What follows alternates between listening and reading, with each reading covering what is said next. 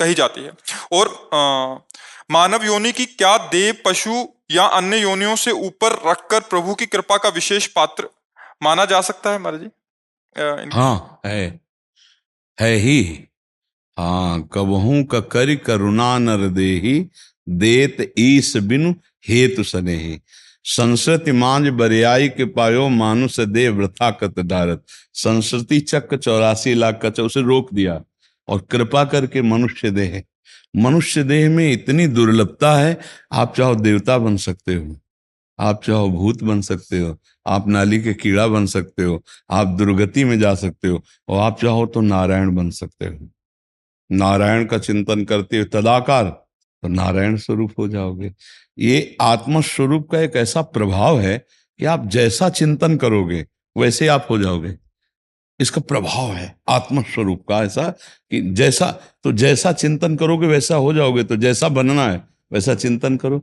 देखो, आदमी के आचरण के अनुसार लोग नहीं कहते पूरा राक्षस है यार, बात करो तो देखो तो व्यवहार देखो पूरा राक्षस है। अब उसका चिंतन राक्षसी प्रवृत्ति का हो गया तो हम उसको यार ये तो देवता आदमी है, अरे ये तो देवता नहीं तो साक्षात भगवान है। हम ऐसा नहीं करने लगते किन्हीं किन्हीं कि अरे वो तो साक्षात भगवान है। क्यों? क्योंकि भगवान का अंश है और वो जैसा चिंतन करता है वैसे ही वो बनता चला जाता है। ये मनुष्य शरीर हमको हमारे कर्म से नहीं मिला। दुर्लभो मानुषो देहो, ये दुर्लभ कहा गया, ये हरि प्रसाद से मिलता है। कबहू का करि करुणा और नरदेही, देत ईस बिन हेत सनेहि। यही तनकल फल विषय न भाई, भजिए राम सब काम बिहाई। बड़े भाग मानुष तन पावा, सुर दुर्लभ सदग्रंथन। ये देवताओं के लिए भी दुर्लभ है मनुष्य शरीर। क्यों? देवता शरीर से आप भोग तो भोग सकते हो लेकिन नवीन कर्म नहीं कर सकते। मनुष्य शरीर से आप नवीन कर्म करके, देवलोक का भी उल्लंघन करके, आप ब्रह्मलोक का भी उल्लंघन करके आप वैकुंठ जा सकते हो। जब वैकुंठ में कोई जाता है तो नारायण स्वरूप होकर जाता है। गीध देह तज धरि हरि रूपा। जैसे कोई कहे कि अरे भाई मनुष्य नारायण कैसे हो सकता है? नारायण मनुष्य बन सकता है ना? तो सीढ़ी बन गई ना, तो चढ़ जाओ, मनुष्य नारायण बन जाएगा। और कह दे प्रमाण दो, तो जब कोई भगवान के धाम जाता है तो जीव बन के नहीं जाता, वो ईश स्वरूप धारण करता है। गीध देह तज धरि हरि रूपा, हरि का रूप धारण करके वो हरि धाम में गया, भगवान के साकेत धाम को गया। तो हम जो चाहें वो कर सकते हैं, पर अब हमारी सोच गलत हो गई है। हमारी सोच हो गई देह भाव, हमारी सोच हो गई इंद्रियों को कैसे संतुष्ट करें। तो हमारी रसेंद्री मांगती वो हम दे रहे हैं, जनेंद्री मांगती वो दे रहे हैं, नेत्रेंद्री। हम भूल गए कि हम इंद्रियों की मांगों के लिए मनुष्य शरीर नहीं पाया, इंद्रियों को रोकने के लिए मनुष्य शरीर पाया और हम और खुला छोड़ दिए। तो जब हमारे कर्म बिगड़ गए तो फिर भगवत कृपा का अपमान करने के कारण हमको विशेष दंड मिलेगा। पापाचरण तो होंगे ही, उनका दंड तो मिलेगा, लेकिन विशेष दंड मिलेगा कि भगवान ने तुम्हें मानो दे दी थी अपने कल्याण के लिए और तुमने और मनमानी पापाचरण किए, तो जो न तरह भवसागर अस समाज नर पाए, स्वति निंदक मंदमति आत्महनन गति जाए। जैसे कि भगवान हमें पता नहीं था तो ये नहीं कह सकते आप, क्योंकि भगवान ने माया रचा तो माया मुक्त करने के लिए संत और सदगुरुदेव और शास्त्र रूप में वो बता भी रहे कि मेरा रचा हुआ गेम है, यहां से निकल जाओ, ये निकलो। अब आप उधर ना निकल के मनोरंजन में फंस गए तो फिर आपको दंड मिले, आत्महनन गति जाए। जो आत्महत्यारे को दुर्दशा प्राप्त होती है वो मानव देह प्राप्त करके जो भजन न करके पापाचरण में इंद्रियों के भोग विलास में समय नष्ट कर दिया, उनकी दुर्गति होती है। इसलिए साधन धाम मोक्ष कर द्वारा, ये केवल भगवत प्राप्ति के लिए मिला है। अब आप भगवत प्राप्ति कैसे कर सकते हो, इसके लिए भगवान ने 2 मार्ग बनाए कि भाई हम परिवार की तो प्रवृत्ति मार्ग, बोले हमें किसी की जरूरत नहीं, रात दिन भजन करेंगे तो निवृत्ति मार्ग। लेकिन भजन से ही भगवत प्राप्ति होगी, चाहे गृहस्थ हो चाहे विरक्त हो। तो भगवान ने आपको गृहस्थी में रखा, सब सुविधाएं दी, पर एक काम करना है, भगवत प्राप्ति। गृहस्थी के सुख भोगते हुए नरक जाने का रास्ता नहीं तय करना। इतनी ऊंचाई पे आ गए हैं हम, अब हम सुअर कुत्ता बने यार, अच्छा नहीं लगेगा। मनुष्य बनकर के हम कुछ ऐसे आचरण करें कि कम से कम फिर मनुष्य बने अगर मुक्त ना हो और हम समाज सेवा करें, राष्ट्र सेवा करें, भजन करें। अब हम जाकर के ऐसे नीच योनियों में, तो ऐसा ऐसे, और हमारे आचरण उससे भी बुरे हो रहे हैं। ये जो मदिरा पान करना, दूसरे का शरीरों का मांस खाना, जो व्यभिचार करना, ये सब क्या है? आज खुशी मनाई जाती है कि हम अमुक पाप कर्म किए। ये सब जो हमारे जवान भी उस बात को कहने में सकुचाती। ये जो boyfriend girlfriend live in relation व्यभिचार प्रवृत्तियों का बढ़ावा है, ये हमारे धार्मिक देश के लिए बहुत हानिकारक है। और ये भगवत प्राप्ति में बहुत, कहीं किसी देश में भगवत प्राप्ति की चर्चा नहीं है। बहुत नरक स्वर्ग की बात है, बस भगवत प्राप्ति की नहीं। जो औरों देशों का अनुकरण भोग विलासिता का आप कर सकते हो, धर्म का नहीं कर सकते। धर्म का अनुसरण करने के लिए भारत देश है। भारत जैसी धार्मिकता किसी भी देश में नहीं है। पातिव्रत धर्म, यति धर्म, मोक्ष प्राप्ति, जीवन मुक्तता, भगवत प्राप्ति, कहीं शब्द नहीं सुनोगे आप, कहीं नहीं सुनोगे।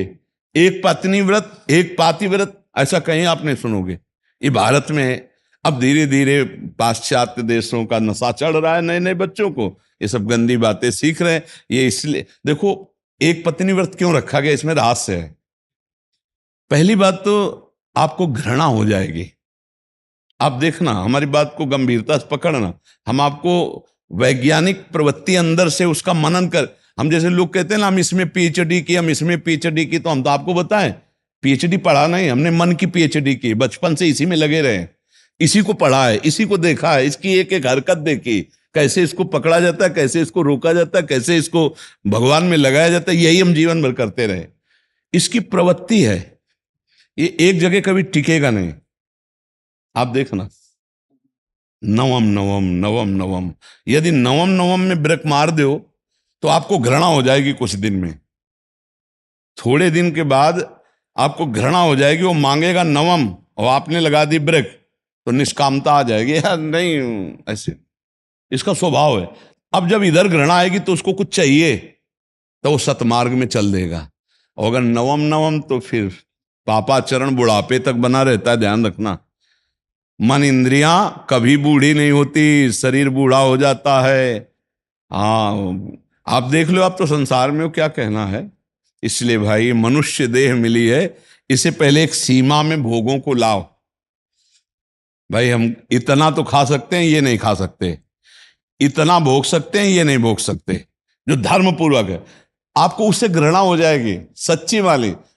आपको रोज घिया की सब्जी खवाई जाए रोज, तो एक दिन आपको उल्टी लगने लगी, घिया है, बोले हम उपवास कर लेंगे, मत पवाओ, नहीं करेगा ना। नवम नवम इसकी चाट है।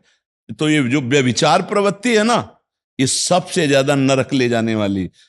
अगर पूरे विश्व में देखो, आप लोग बैठे हो, सबसे ज्यादा आकर्षण काम का है। अंदर से देख लो, आप भूखे रह सकते हो, पानी भी नहीं पी सकते, अगर काम आकर्षण हो ना, तो यार छोड़ो, कल पालेंगे, आज पहले काम, पानी भी बाद में पिएंगे, पहले काम। देखा गया कि सबसे ज्यादा मन का आकर्षण काम में है। फिर सबसे ज्यादा आकर्षण काम में प्रतिकूलता आ जाने पर क्रोध में है, या काम की पूर्ति हो जाने पर लोभ में है। ये क्रम है इनका। काम क्रोध लोभ बिल्कुल काम से ही उत्पन्न होते हैं। अगर हम इन पर शासन कर लें तो हम जीवन मुक्तता की तरफ चल सकते हैं। पर इन पर शासन तभी हो सकता है, या तो विरक्त भाव में जैसे चल रहे हैं तो पूरा का पूरा ब्रेक मार दें, और या फिर जैसे आप गृहस्थ आश्रम में चल रहे हो तो धर्म पूर्वक, एक पत्नी एक पतिव्रत, मर चाहे जाऊं, कभी किसी भी अवसर पर हम दूसरे का स्पर्श नहीं करेंगे। तो धर्म पूर्वक काम का सेवन भगवान ने अपना स्वरूप बताया, आप आगे निकल जाओगे।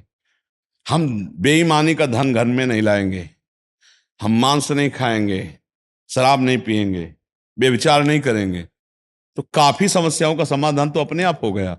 अब जो अंदर की समस्या नाम जप से अविद्या नष्ट हो जाएगी, आप भगवत प्राप्त हो जाओगे। इसलिए हम कहते हैं भगवत प्राप्ति कोई कठिन नहीं, पर संसार को छोड़ना कठिन है। और जब आप ये नियम ले लेंगे ना, हम आपको खुली बात कह रहे हैं, तो कुछ समय बाद आपको ऐसा संयोग मिलेगा फ्री। अब अगर चूक गए तो गए, अगर वो नियम धारण किया, नहीं चाहे मर चाहे जाऊं, गलत नहीं करूंगा, वो आगे बढ़ जाएगा। गृहस्थी में रहते हुए आप संत हो जाओगे, गृहस्थी में रहते हुए आपको दिव्यानुभूतियां होने लगेंगी। जैसे आपके शब्दों से पता चलता है कि आप आध्यात्मिक मार्ग में प्रवेश पा रहे हैं, क्योंकि शब्द बताते हैं कि आपकी स्थिति कहाँ है। तो हमें लगता है कि गृहस्थी में रहकर दिव्य स्थितियों की